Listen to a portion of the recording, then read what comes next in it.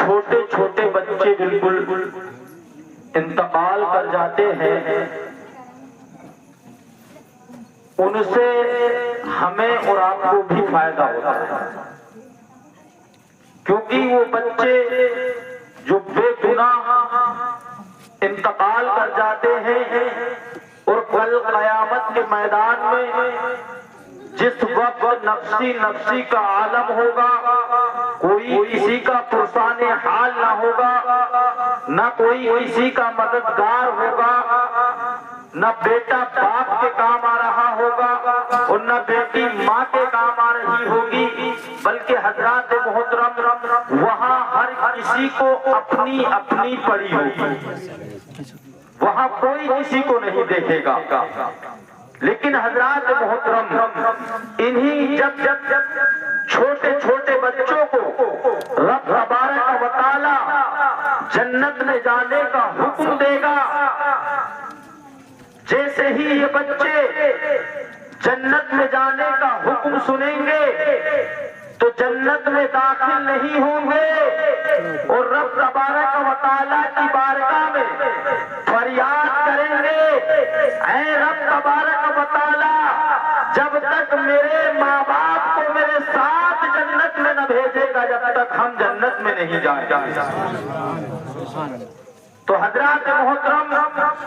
یہ ان سے ہمیں بھی فائدہ ہوتا ہے اور ہم کو بھی جو انتقال کر جاتے ہیں ان کو فائدہ ہوتا ہے، کیونکہ آج کا جو بالکل ماحول ہے وہ جنازوں میں جانے کا جو ماحول ہے وہ ایک ماحول یہ بھی ہے کہ انسان گھر سے ثواب کی نیت سے نہیں جاتا بلکہ ایک دوسرے کو اپنا چہرہ دکھانے کے لیے جاتا ہے، ایک دوسرے کو اپنا چہرہ دکھانے کے لیے جاتا ہے۔ میرے دوست اور نوجوان ساتھیوں، جس جنازے میں ہم شریک ہوئے ہیں اس جنازے سے ہمیں بھی فائدہ ہوتا ہے اور ہم کو بھی اس جنازے سے کو فائدہ ہوتا ہے۔ اللہ کے پیارے رسول صلی اللہ علیہ وسلم ارشاد فرماتے ہیں، جو انسان جنازے کے چاروں کاندھوں کو 10 قدم لے کر کے چلتا ہے تو اس کے 10 گناہ مٹا دیے جاتے ہیں اور اس کے نامہ اعمال میں 40 نیکیوں کا اضافہ فرما دیا جاتا ہے، 40 نیکیوں کا اضافہ فرما دیا جاتا ہے۔ اور حضرات محترم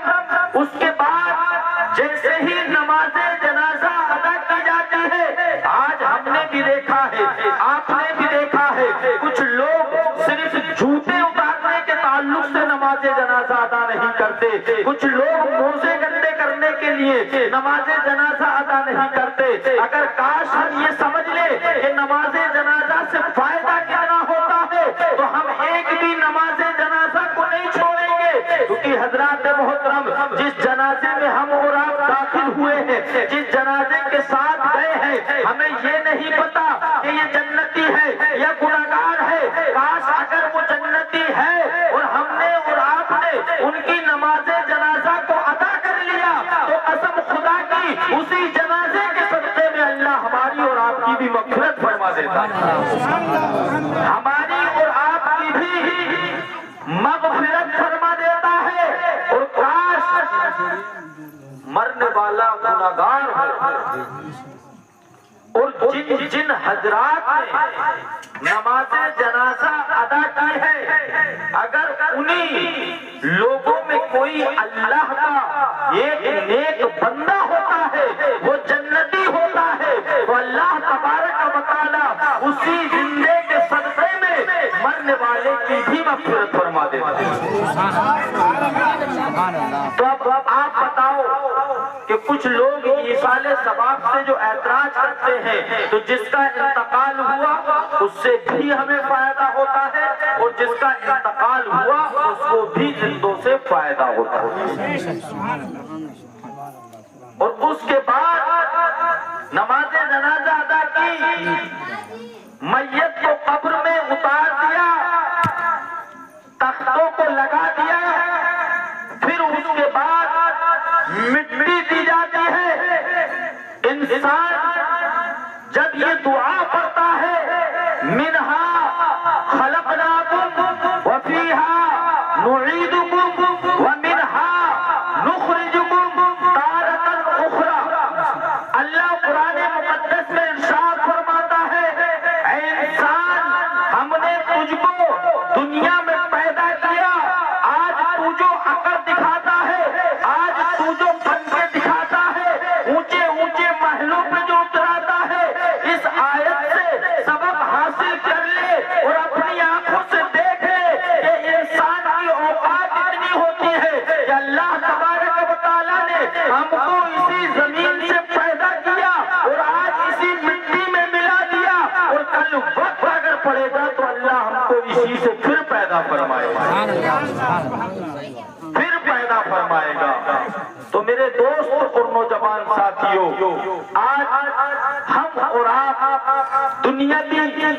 زندگی گزارنے کے چکر میں اتنے الجھ گئے ہیں, اتنے الجھ گئے ہیں کہ ہمیں اچھے کام کرنے کی فرصت نہیں ہے. آج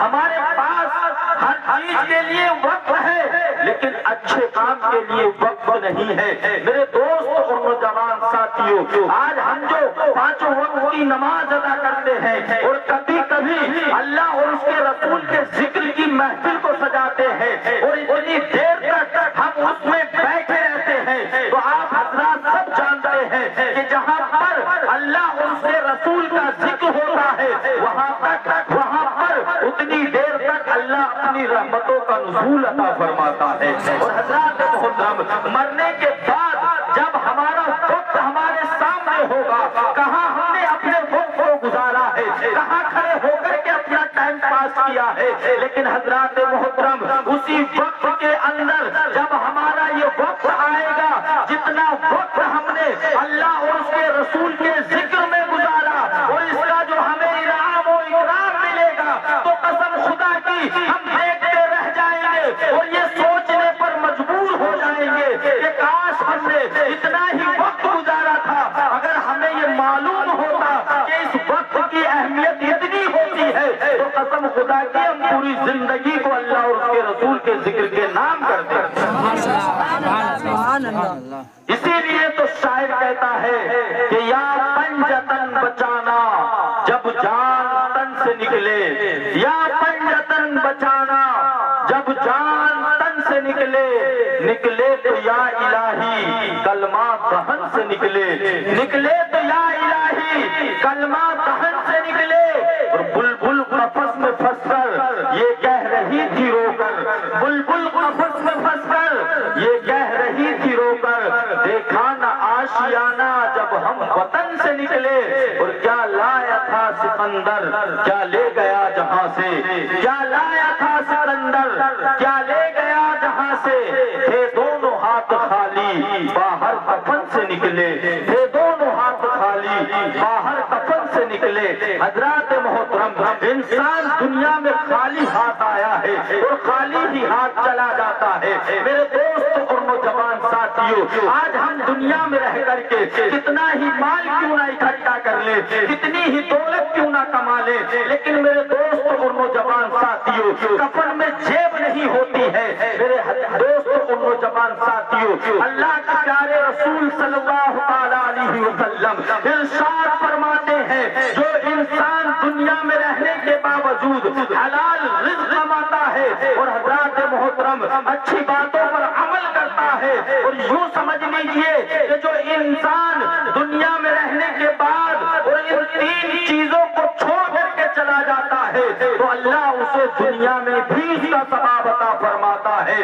بعد مرنے کے قبر میں بھی اس کا ثواب عطا فرماتا ہے, اور اس کا حشر میں بھی اس کو انعام و اکرام سے رب تبارک و تعالی نوازا کرتا ہے. حضرات محترم, وہ تین کام کون سے ہیں؟ ایک تو یہ ہے کہ اچھے عمل اگر انسان دنیا میں کر کے چلا جاتا ہے لوگ اس کی تعریف و توصیف بیان کرتے ہیں, کیونکہ میرے آقا صلی اللہ علیہ وسلم ارشاد فرماتے ہیں انسان اگر جنت میں جانا چاہتا ہے تو دنیا میں رہ کر کے اچھے سلوک کیا کرے، اچھے اخلاق سے پیش آیا کرے، محبت سے بات کیا کرے، پڑوسی کا خیال رکھا کرے۔ ان سب باتوں کو انسان چھوڑ کر کے چلا جاتا ہے تو اس کا دنیا میں بھی فائدہ ملتا ہے، بعد مرنے کے بھی فائدہ ملتا ہے۔ دوسرا کام یہ ہے کہ اگر انسان اپنی نیک اولاد کو دنیا میں چھوڑ کر کے چلا جاتا ہے، باپ کا انتقال ہو جاتا ہے، نیک اولاد قرآن کی تلاوت کرتی ہے، نیک اولاد اچھے عمل کرتی ہے، نیک اولاد بچوں کو تعلیم دیتی ہے، تو میرے دوست اور نوجوان ساتھیوں، اس کا بیٹا بھی ختم ہو جائے تو اس کا ثواب اس کے باپ کو بھی ملتا رہے گا۔ اس کے جو شاگرد دنیا میں جب تک قائم رہیں گے اللہ تبارک و تعالیٰ اسے ثواب عطا فرماتا رہے گا۔ اور حضرات محترم، ہم نے نیک پیسے کو کمایا، نیک پیسہ کمانے کے بعد اگر اس پیسے کو اچھے کام میں خرچ کر کے چلے گئے، کہیں اچھی جگہ اس پیسے کو لگا دیا، کہیں پانی کا کنواں بنوا دیا، کہیں ایسا پل بنوا دیا جس سے لوگ راستہ چلتے ہیں اس کو طے کرتے ہوئے اسے پار کرتے چلے جاتے ہیں، کہیں روڈ ڈلوا دیا، کہیں ایسا کام کر دیا جس پیسے کا فائدہ ہماری عوام اٹھاتی ہے، تو قسم خدا کی وہ انسان مر کے چلا جاتا ہے لیکن اس کا وہی کام کے بدلے اللہ تبارک و تعالیٰ اسے ثواب عطا فرماتا رہتا ہے، اس کا ثواب عطا فرماتا رہتا ہے۔ میرے دوست اور نوجوان ساتھیوں، آج ہم ایسی محفلوں میں آتے ہیں، کچھ لوگ صرف ٹھٹے مارنے کے لیے آتے ہیں، کچھ لوگ صرف اچھی آواز دیکھنے کے لیے آتے ہیں، کچھ لوگ صرف اچھی باتیں نہیں بلکہ یار ان کی تقریر اچھی تھی، ان کی نعت پاک اچھی تھی، سب کی اچھی ہوتی ہے، صرف ہمیں یہ سوچنا ہے کہ یار جس نے بھی جو باتیں بتائی ہم سب کو ان میں سے کسی نہ کسی بات پر عمل ضرور کرنا ہے، عمل ضرور کرنا ہے، کیونکہ حضرات جس کی آواز اچھی ہو اگر ہم نے اس کی بتائی ہوئی بات پر بھی عمل کر لیا تو اللہ اس اچھی آواز والے سے اسے زیادہ ثواب عطا فرمائے گا، زیادہ ثواب عطا فرمائے گا۔ لیکن میرے دوست اور نوجوان ساتھیوں، آج میں آپ کو ایک بات بتا دوں، قاری صاحب تشریف فرما ہے کہ اللہ کے پیارے رسول صلی اللہ علیہ وسلم نے ہر مسلمان مرد اور عورت پر علم دین سیکھنا فرض رکھا ہے، اگر نہیں سیکھا تو گناہگار ہوگا۔ لیکن کاش اب ہم ہیں، آپ ہیں، مدرسہ نہیں جانا چاہتے، اسکول نہیں جانا چاہتے، لیکن اللہ کے رسول صلی اللہ علیہ وسلم کے ذکر کی محفل میں آ جائیں تو بھی انشاءاللہ ہم کچھ نہ کچھ حاصل کر سکتے ہیں۔ اس کا مطلب یہی نہیں ہے کہ صاحب لمبی آواز، ہم نے غسل کے فرضوں کو سیکھ لیا، ہم نے نماز کے طریقے کو سیکھ لیا، ہم نے اچھی اور بری بات کو سیکھ لیا، ہم نے پاکی اور ناپاکی کو سیکھ لیا، ہم نے حرام اور حلال کو جان لیا، تو قسم خدا کی اس محفل میں آنا ہمارے لیے باعث ثواب بن جائے گا، باعث ثواب بن جائے گا۔ لیکن آج ہم ان چیزوں پر غور نہیں دیتے، دینا چاہیے۔ حضرات محترم، سب سے پہلے اگر ہم نے غسل کرنا سیکھا تو اچھی طریقے سے ہمارا جسم پاک ہوتا ہے، غسل کے اندر جو فرض پائے جاتے ہیں وہ 3 فرض پائے جاتے ہیں۔ کتنے؟ 3 فرض، اور وضو کے اندر 4 فرض، غسل کے اندر کلی کرنا، کلی کے ساتھ گلہارا اور نرم ہڈی تک ناک میں پانی چڑھانا، اور تیسرا فرض سر سے لے کے پیر کے ناخن تک جسم کے ہر حصے پر پانی بہہ جانا۔ کلی کے ساتھ گلہارا کرنا 1 فرض، ناک میں پانی چڑھانا 2 فرض، اور سر سے لے کے پیر کے ناخن تک جسم کے ہر حصے پہ پانی بہانا 3 فرض۔ اگر ہم نے یہ فرض نہیں کیے تو ہم سمندر میں بھی نہانے پاک نہیں ہوئے۔ وضو کے اندر 4 فرض ہیں. اگر ہم نے غسل اچھے سے کیا تو ہمارا وضو اچھا ہوگا، اور ہمارا وضو اچھا ہوگا تو ہماری نماز اچھی ہوگی، اور جب ہماری نماز اچھی ہوگی تو ہماری رب تبارک و تعالیٰ سے ملاقات اچھی ہوگی. کیونکہ رب تبارک و تعالیٰ جب اس کا بندہ نماز کی حالت میں سجدہ کرتا ہے اور رب تبارک و تعالیٰ کی حمد و ثنا بیان کرتا ہے تو رب تبارک و تعالیٰ ارشاد فرماتا ہے کہ اس وقت میرے اور اس بندے کے درمیان جو ہوتا ہے وہ کم فاصلہ ہوتا ہے، بہت کم فاصلہ ہوتا ہے. تو حضرات محترم، ہم نماز کے اندر جب بھی کھڑا ہوا کریں تو صرف یہ سوچ کر کے ہویا کریں کہ رب تبارک و تعالیٰ ہمیں دیکھ رہا ہے. اگر ہم نے یہ سوچ لیا کہ رب تبارک و تعالیٰ ہمیں دیکھ رہا ہے تو انشاءاللہ ہماری نماز کے اندر کوئی غلط خیال نہیں آ سکتا. کیونکہ آج اگر ہم کہیں بیٹھے ہوتے ہیں اور کوئی انسان بڑا آ جائے جس کے ادب کے لیے ہم کھڑے ہوتے ہیں تو اس طریقے سے ہوتے ہیں کہ یار اگر اس نے ہمیں ایسا دیکھ لیا، ہنستا ہوا دیکھ لیا یا بولتا ہوا دیکھ لیا تو ہماری بات خراب ہو جائے گی. دنیا دار سے ہم اتنا ڈر کے اس کا ادب کرتے ہیں، اور ایک دوسرے کا ادب کرنا چاہیے کیونکہ یہ ضروری ہے. لیکن کاش جس نے یہ ساری دنیا پیدا کی ہے ہمیں اس کا ادب کتنا کرنا چاہیے، اس کا تو سب سے زیادہ کرنا چاہیے، اس کا ادب ہمیں سب سے زیادہ کرنا چاہیے. تو میرے دوست اور نوجوان ساتھیوں، میں یہ سمجھتا ہوں اور یہ جانتا ہوں کہ ہم کسی کے جنازے میں شریک ہوا کریں تو صرف اس کے گھر والوں کو راضی کرنے کے لیے نہیں بلکہ ایصال ثواب کے لیے. اس سے ہمیں بھی فائدہ ہوتا ہے اور ہمارے جانے سے مردے کو بھی فائدہ ہے،